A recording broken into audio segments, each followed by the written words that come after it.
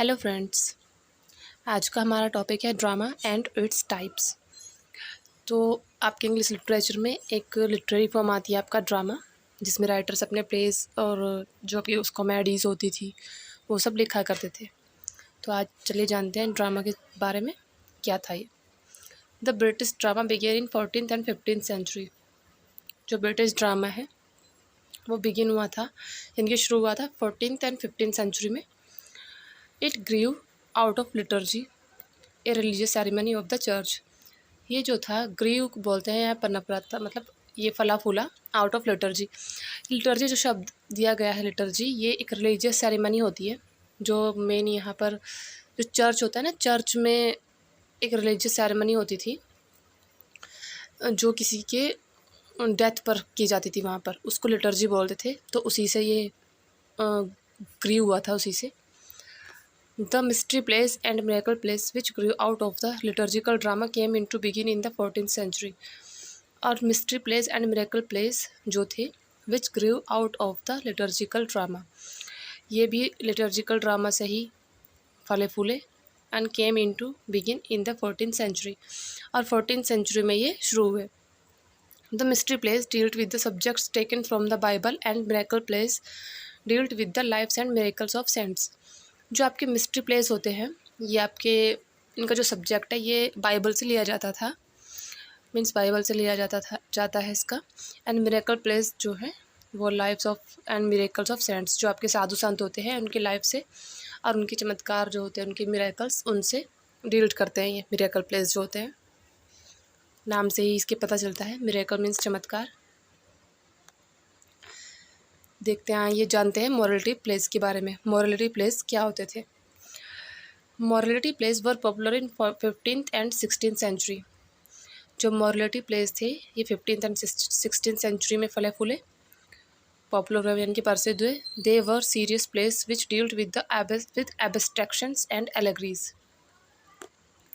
ये थे serious plays थे ये, and which dealt with abstractions and allegories, और एलेगरीज और एब्स्ट्रैक्शन से डील करते थे ये। The characters represented certain qualities and types.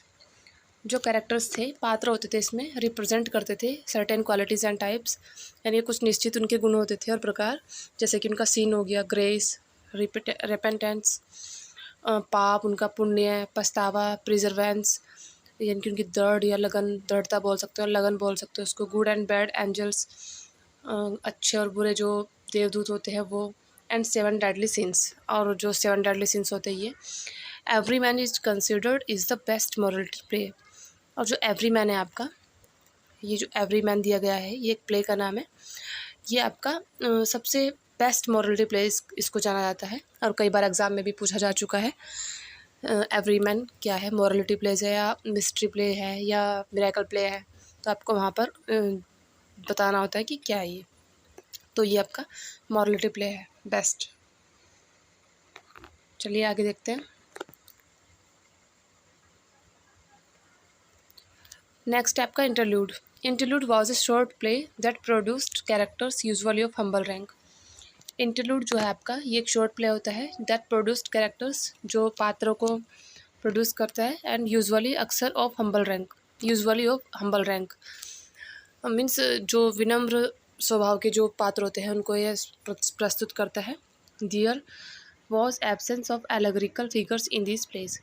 और यहाँ पर जो एलेगरिकल जो फिगर्स होते हैं इन प्लेस में वो एब्सेंस रहते हैं, वो नहीं होते इनमें। Humour is the outstanding characteristic of this place.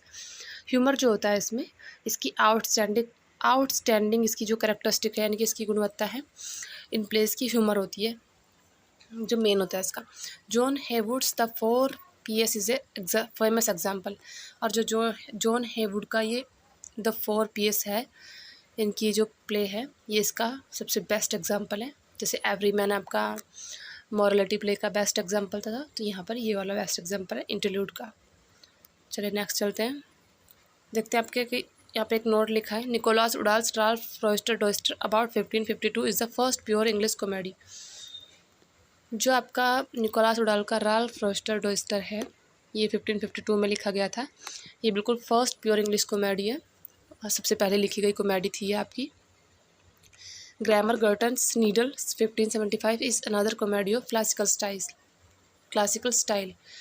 और जो ग्रामर गर्टन्स की नीडल है ये आपकी एक अन्य क्लासिकल स्टाइल की कॉमेडी है, दूसरा नाम इसका, जो 1575 में लिखी गई थी।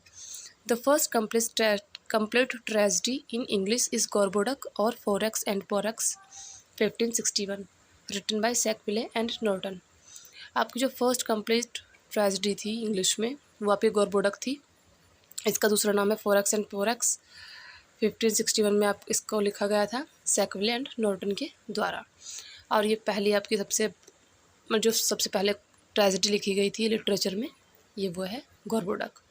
ये भी आपका एग्ज़ाम में कई बार पूछ जाती है। चलिए नेक्स्ट देखते हैं। नेक्स्ट आपका है ट्रेजेडी। एक ट्रेजेडी भी आपकी ड्रामा की एक फॉर्म है ये। फ्रेंड्स, अगर वीडियो पसंद आ रही हो तो please like share and subscribe ज़रूर करें। तो नेक्स्ट आपका ड्रामा की एक फॉर्म होती है ट्रेजेडी। देखते हैं इसमें। Tragedy refers to a dramatic composition of serious और sorrowful nature involving fall and death of the hero. Tragedy जो है ड्रामेटिक कंपोजिशन ऑफ सीरियस और सोरफुल नेचर, जो सीरियस यानी गंभीर और दुख वाला जो ड्रामेटिक कंपोजिशन होती है उसको रेफर करती है tragedy. Involving fall and death of the hero, इसमें जो हीरो होता है उसका पतन होता है और यानी कि उसकी मौत हो जाती है। एरिस्टोटल डिफाइंस ट्रेजेडी इन पोएटिक्स। जो आपके एरिस्टोटल थे यानी कि अरस्तु, उन्होंने ट्रेजेडी को अपनी पोएटिक्स में इस तरह से डिफाइन किया है। Tragedy is an imitation of an action that is serious complete and of a certain magnitude. Tragedy जो है आपकी इमिटेशन है यानी कि एक नकल है कार्यों की, दैट इज़ सीरियस, जो सीरियस है आपके गंभीर है, complete and of a certain magnitude in language and embellished with each kind of artistic ornament through pity and fear bring about the catharsis these और सच इमोशंस। अब इसमें politics में ये एरिस्टोटल के द्वारा इसकी ट्रेजेडी की डेफिनेशन दी गई है। तो कई बार आपकी डेफिनेशन भी इसमें लिख देता है एग्ज़ाम में और पूछता है कि ये डेफिनेशन किसके द्वारा दी गई है, तो आपको वहाँ पर बताना होता है कि अरस्तु के द्वारा ये डेफिनेशन दी गई है। तो आपको ये याद भी होनी चाहिए। ओके, नेक्स्ट आपका forms of tragedy. Greek tragedy was founded by Aeschylus, Sophocles and Euripides in Athens in about 5th century BC। जो ग्रीक ट्रेजेडी है वो आपकी एस्चिलस और सोफोकल्स एंड इरिपिड्स इनके द्वारा खोजी गई थी एथेंस में, इनके द्वारा फाउंड की गई थी ये about 5th century BC, 5th century BC के लगभग। The famous Greek tragedies are Oedipus the King, Electra and Antigone. जो आपकी फेमस ग्रीक ट्रेजेडीज है वो आपकी ओडिपस द किंग है, इलेक्ट्रा एंड एंटीगोन। ये आपकी फेमस ग्रीक ट्रेजेडीज है कुछ, जिनको आपको याद रखना है। तो आपकी नेक्स्ट जो फॉर्म है हीरोइक ट्रेजेडी और रेस्टोरेशन ट्रेजेडी। हीरोइक ट्रेजेडी या फिर इसको द रेस्टोरेशन ट्रेजेडी भी आप बोल सकते हैं। Is the tragedy of a great hero और heroine for the sake of love and humour. जो हीरोइक ट्रेजेडी होती है ये एक ट्रेजेडी होती है ग्रेट हीरो या हीरोइन की for the sake of love and humour, जो प्यार और ह्यूमर के लिए होती है। This form of drama was mainly specific to restoration age. जो ड्रामा की ये फॉर्म है वॉज मेनली स्पेसिफिक, ये स्पेसिफिक थी रेस्टोरेशन एज की। रेस्टोरेशन एज की स्पेसिफिक थी ये बिल्कुल main. It is written in heroic couplets and in blank verse. और ये जो लिखी जाती थी ये heroic couplets and in blank verse, और ब्लैंक वर्स में ही ये लिखी जाती थी। ये आपको खास ध्यान रखना है कि जो आपकी हीरोइक ट्रेजेडी इनकी रेस्टोरेशन जो ट्रेजेडी थी वो हीरोइक कॉपलेट या ब्लैंक वर्स में लिखी जाती थी। The famous heroic tragedies are All for Love by Dryden. जो फेमस आपकी हीरोइक ट्रेजेडीज़ है वो एक तो आपका ऑल फॉर लव है, ड्राइडन के द्वारा लिखी गई, and the Siege of Rhodes by Avenant, एक एविनेंट के द्वारा लिखी गई है आपकी द सीज ऑफ रोड्स। ये आपकी मोस्ट इंपॉर्टेंट ट्रेजेडीज़ है कुछ, जो रेस्टोरेशन ट्रेजेडी भी आप इनको बोल सकते हैं या फिर हीरोइक ट्रेजेडी भी बोल सकते हो। ओके, चलिए नेक्स्ट चलते हैं आपकी रिवेंज ट्रेजेडी। तो रिवेंज ट्रेजेडी में देखते हैं क्या है। The term revenge tragedy first introduced in 1900 by A.S. Thorndike to label a class of play written in the late Elizabethan and early Jacobean eras। जो टर्म है आपका रिवेंज ट्रेजेडी ये सबसे पहले इंट्रोड्यूस कराया गया था A.S. थॉर्नडाइक के द्वारा 1900 में, to label a class of plays written in the late Elizabethan और अर्ली जैकोबियन जो एराज था उसमें ये प्लेस लिखे गए थे एक क्लास को लेबल के लिए, जो एक वर्ग था स्पेशल किसी वर्ग के लिए लिखी गई थी ये revenge tragedies. In this dramatic genre the protagonist seeks revenge for an imagined और एक्चुअल इंजरी। सॉरी आपका थोड़ी स्पेलिंग मिस्टेक हो गई है आपकी यहाँ पर, कोई नहीं, आप इसको इंजरी है या INJURY injury. In this dramatic genre, उस ड्रामेटिक जेनरे में जो प्रोटोगोनिस्ट होता है सीक्स रिवेंज, वो बदला लेता है फॉर एन इमेजिन्ड और एक्चुअल इंजरी, जो इमेजिन की गई या एक्चुअल जो इंजरी होती है उसके लिए रिवेंज ट्रेजेडी में होता है ये बदला लेना। मीन्स इसका रिवेंज का मतलब ही बदला होता है, तो जैसा आप नाम से जानते हो तो बदले के लिए सब कुछ किया जाता है इसमें प्रोटैगनिस्ट के द्वारा। The Roman dramatist Seneca is regarded as the source and inspiration of revenge tragedy. जो रोमन ड्रामेटिस्ट सिनेका जो है रोमन ड्रामेटिस्ट सिनेका को रिवेंज ट्रेजेडी का जो इंस्पिरेशन होता है और सोर्स जो माध्यम होता है उसको माना जाता है सिनेका को, ठीक है। The famous revenge tragedies are Thomas Kyd's Spanish tragedy. सबसे जो फेमस रिवेंज ट्रेजेडीज़ है आपकी वो एक तो थॉमस किड का स्पेनिश ट्रेजेडी है एंड शेक्सपियर की Hamlet. Most of the important tragedies है आपकी दोनों, जो आपको याद रखनी है।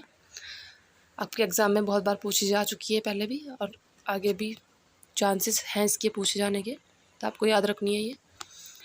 नेक्स्ट आपकी एक ड्रामेटिक फॉर्म आती है कॉमेडी। तो फ्रेंड्स देखते हैं कॉमेडी में क्या होता है। ये भी एक ड्रामा की फॉर्म है। A comedy is a dramatic composition of a light amusing theme with fun humour often satire and happy ending. जो कॉमेडी होती है आपकी एक ड्रामेटिक कंपोजिशन होती है of a light amusing theme. इसमें एक लाइट यानी कि बहुत ही हल्की थीम होती है विथ फन, जो fun humour and often satire and happy ending. इसमें हैप्पी एंडिंग होती है एंड मजाक होता है जो फन होता है, और ह्यूमर हास्यास्पद होती है ये कॉमेडी को। से ही आप समझ गए होंगे क्या हो सकता है इसमें। A story that ends with A happy resolution of conflicts faced by the main character और characters is called comedy.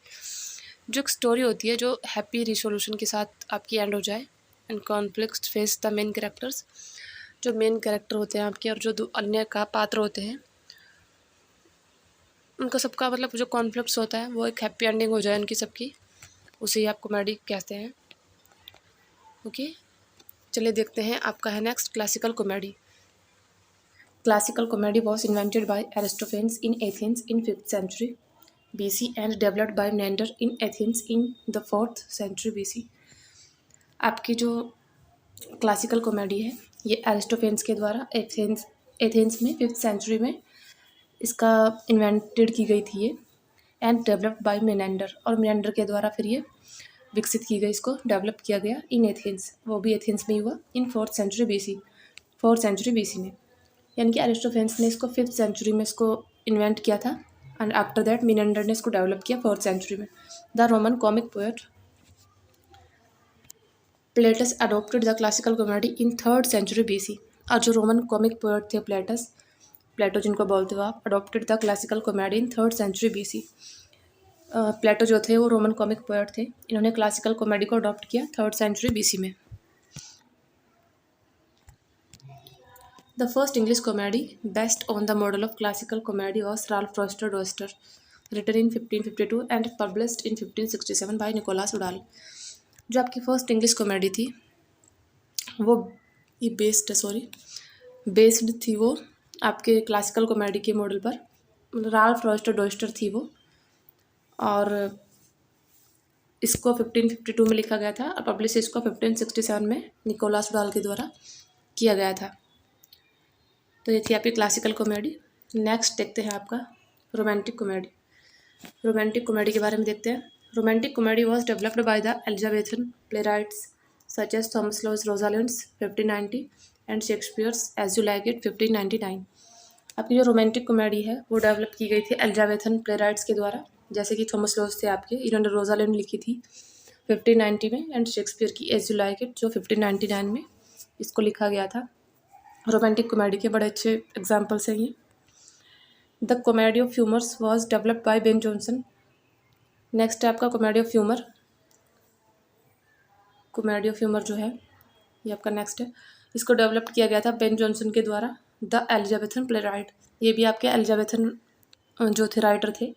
It was based on the ancient psychological theory of the four humours. ये जो थी जो प्राचीन psychological theory थी, उनके जो four humours थे उस पर बेस्ड थी। जैसे कि ब्लड था आपका, फैल्म, कोलर एंड मेलनकोली। इन फोर जो एलिमेंट्स थे इन पर बेस्ड थी ये फोर ह्यूमर्स पर। और जो आपकी बेन जॉनसन है इनकी कुछ फेमस कॉमेडीज़ है, वह आपकी every man in his humour and every man out of his humour, और थर्ड है आपकी एल्केमिस्ट। तीनों ही मोस्ट इम्पोर्टेंट है आपकी, जो एग्जाम्स में पूछी जाती है बार बार आपसे, आपको उनको याद रखना है।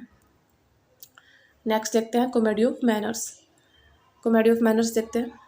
Comedy of manners was a bitter satire on the affected social manners, moral lapses, intrigue and licentiousness prevalent in court, fashionable people and the gentry। जो कॉमेडी ऑफ मैनर्स है वह एक बिटर सटायर है अफेक्टेड सोशल मैनर्स पर, यानी कि सामाजिक जो व्यवहार होता है, और मॉरल लैप्सेस जो आपके होते हैं नैतिक, जो आपके नैतिक पतन हो, आप नैतिक भ्रम भी बोल सकते हो या नैतिक पतन बोल सकते हैं इसको। इंट्रिग्यू आपका होता है ये, and licentiousness prevalent in court, ये कोर्ट में जो प्रचलित होता है जो आपके सब में, फैशनेबल पीपल एंड जेंट्री, इन सब पर एक बिटर सटायर होता है। The famous play of this genre were William Congreve's The Way of the World. और जो इसकी फेमस प्ले है इस जेनरे की सबसे, विलियम कॉन्ग्रीव्स का The Way of the World है, जॉर्ज एथर्स का She Would If She Could, ये क्या है, and Wycherley's The Country Wife. Comedy of manner के बेस्ट एग्जाम्पल्स हैं आपके ये तीनों। नेक्स्ट देखते हैं आपका sentimental comedy. Sentimental comedy is a comedy that lays stress on virtue, pity and simplicity through a theme of sentimental tears, and is comedy without humour because of its happy ending. Sentimental comedy जो है comedy है that place stress, जो जोर देती है on virtue, गुणों पर, पिटी, दया, and simplicity, और साधारणता पर, through a theme of sentimental tears, sentimental tears की थीम के जरिए, and is comedy without humour, और ये विदाउट ह्यूमर की कॉमेडी होती है because of its happy ending, क्योंकि इसमें एक हैप्पी एंडिंग होती है। तो the famous comedies were lying lovers, इसकी जो फेमस कॉमेडीज़ है वो है आपकी स्टीले के द्वारा लिखी गई The Lying Lovers and The Careless Husband by Colley Cibber. Colley Cibber की केयरलेस हस्बैंड और स्टीले की Lying Lovers best sentimental comedies हैं आपकी। नेक्स्ट देखते हैं आपका the anti sentimental comedy. Anti sentimental comedy of the 18th century is the traditional satire comedy. ये 18th century की ट्रेडिशनल सटायरिकल कॉमेडी है। इन 1730 इट अरोज, और 1730 में इट अरोज यह आई as a reactionary force in the theatres में आई है रिएक्शनरी फोर्स के रूप में, अगेंस्ट द सेंटिमेंटल कॉमेडी, और सेंटिमेंटल कॉमेडी के against. The famous comedies were Goldsmith, She Stoops to Conquer, and Sheridan's The Rivals. Anti sentimental comedy के जो बेस्ट एग्जांपल्स है वो एक गोल्डस्मिथ का शी स्टॉप्स टू कॉन्कर है, एंड सेल्डन्स का द राइवल्स है, इसके बेस्ट एग्जांपल्स हैं। चलिए नेक्स्ट चलते हैं आपका पोएटिक ड्रामा और वर्स ड्रामा। नेक्स्ट आपका फॉर्म है पोएटिक ड्रामा और verse drama. In poetic drama the dialogues are written in verse. Poetic drama में आपके जो डायलॉग्स होते हैं वो वर्स में लिखे होते हैं। Which in English is usually blank verse, जिसको इंग्लिश में साधारणतः ब्लैंक वर्स के नाम से जाना जाता है। एक आपका क्लोजेट ड्रामा है ये। Closet drama is written in a dramatic form. Closet drama भी आपका ड्रामेटिक फॉर्म में लिखा होता है with dialogue, indicated settings and stage directions, जिसमें डायलॉग्स होते हैं, सेटिंग भी होती है उसमें, एंड स्टेज डायरेक्शंस, और स्टेज डायरेक्शंस भी होती है। But it's intended by the author to be read, but इसका जो उद्देश्य होता है ऑथर के द्वारा वह केवल पढ़ना होता है ऑथर का उद्देश्य इसमें, rather than to be performed, ना कि इसको परफॉर्म करना होता है स्टेज पे। मीन्स जो क्लोजेट ड्रामा होता है इसको सिर्फ जो रीडर्स होते हैं उनको वो पढ़ सकते हैं, इसको स्टेज पे परफॉर्म नहीं किया जाता जैसे बाकी ड्रामेटिक फॉर्म्स को किया जाता है। बाकी जो ड्रामाज होते हैं वो आपके स्टेज पर परफॉर्म होते हैं, क्लोजेट ड्रामा आपका नहीं होता। इसके बेस्ट एग्जांपल्स जो हैं वो है आपके मिल्टन्स का सैमसन एगोनिस्ट, सैली का प्रोमेथियस अनबाउंड एंड हार्डी का डायनास्ट। बेस्ट एग्जाम्पल्स है आपके, कई बार आपके एग्जाम्स में पूछे भी जा चुके हैं। चलिए नेक्स्ट देखते हैं, lyrical drama. Lyrical drama is the form of ancient Greek plays including the tragedies of Aeschylus. Lyrical drama जो है वह प्राचीन जो ग्रीक प्लेस थे उनकी फॉर्म, लिरिकल ड्रामा इसका फॉर्म है ये, including the tragedies of Aeschylus, Aeschylus की ट्रेजेडी को इंक्लूड करके। दीज परफॉर्मेंसेस इंक्लूडेड एक्शन, और जो ये परफॉर्मेंस होते हैं इसमें एक्शन होता है, डायलॉग्स होते हैं, and music and including coral songs, इसमें कोरल सॉन्ग्स और म्यूज़िक भी होते हैं। जैसे कि एग्जांपल इसका शैली का प्रोमेथियस अनबाउंड। प्रोमेथियस अनबाउंड जो शैली का है ये एक लिरिकल ड्रामा में भी होता है, आपका आता है, और ये क्लोजेट ड्रामा भी है, तो आपका मोस्ट इम्पोर्टेंट हो जाता है, इसलिए ये आपको याद रखना है। नेक्स्ट है आपका मॉस्क्यू। मॉस्क्यू क्या होता है आपका? मॉस्क्यू भी एक ड्रामेटिक फॉर्म है। Was an elaborate form of court entertainment that combined poetic drama. Masque भी एक आपकी एलोबोरेट फॉर्म है of court entertainment the combined poetic drama, जिसमें कंबाइंड होता है poetic drama, music, song, dance and splendid costuming, और जो स्प्लेंडेड कॉस्ट्यूमिंग होती है आपकी शानदार जो कॉस्ट्यूमिंग होती है वो, एंड स्टेज स्पेक्टिकल, और जो स्टेज पर दर्शक होते हैं, जो स्पेक्टिकल होती है पब्लिक, वो इसमें सब कुछ होता है। The play concluded with the dance, और जो प्ले है उसको कंक्लूड किया जाता है, मतलब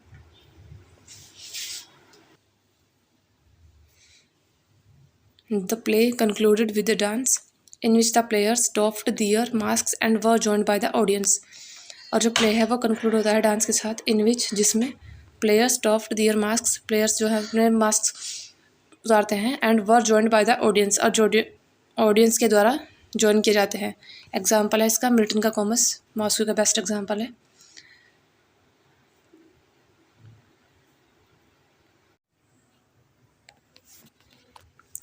नेक्स्ट टाइप आता है हमारा मेलोड्रामा। मेलोड्रामा क्या होता है? Dramas of 18th and 19th centuries in which orchestral music और song was used to company the action. Dramas जो थे 18th और 19th सेंचुरी के, जिसमें ऑर्केस्ट्रल म्यूज़िक या सॉन्ग को यूज़ किया जाता था कंपनी के द्वारा एक्शंस में, उसको मेलोड्रामा बोलते हैं। इन शॉर्ट में it is A sensational drama. अगर हम शॉर्ट में बोले तो यह सेंसेशनल ड्रामा होता है जिसमें विद म्यूज़िक, मतलब जिसमें म्यूज़िक होता है, ठीक है। एग्जाम्पल है इसका the brute by Anton Chekhov, ये इसका बेस्ट एग्जाम्पल है, एंटन चेखव के द्वारा लिखा गया द ब्रूट। नेक्स्ट चलते हैं आपका नेक्स्ट है आपका एब्सर्ड ड्रामा। एब्सर्ड ड्रामा क्या होता है? The term theatre of absurd और absurd drama was first coined by Martin Esslin. जो टर्म है आपका थिएटर ऑफ एब्सर्ड, या इसको एब्सर्ड ड्रामा भी आप बोल सकते हैं, यह सबसे पहले आपको मार्टिन एस्लिन के द्वारा इसको फर्स्ट बार यूज़ किया गया था। It breaks the rules of conventional drama, और ये जो है कन्वेंशनल जो ड्रामा होता है इसके रूल्स को ब्रेक करता है।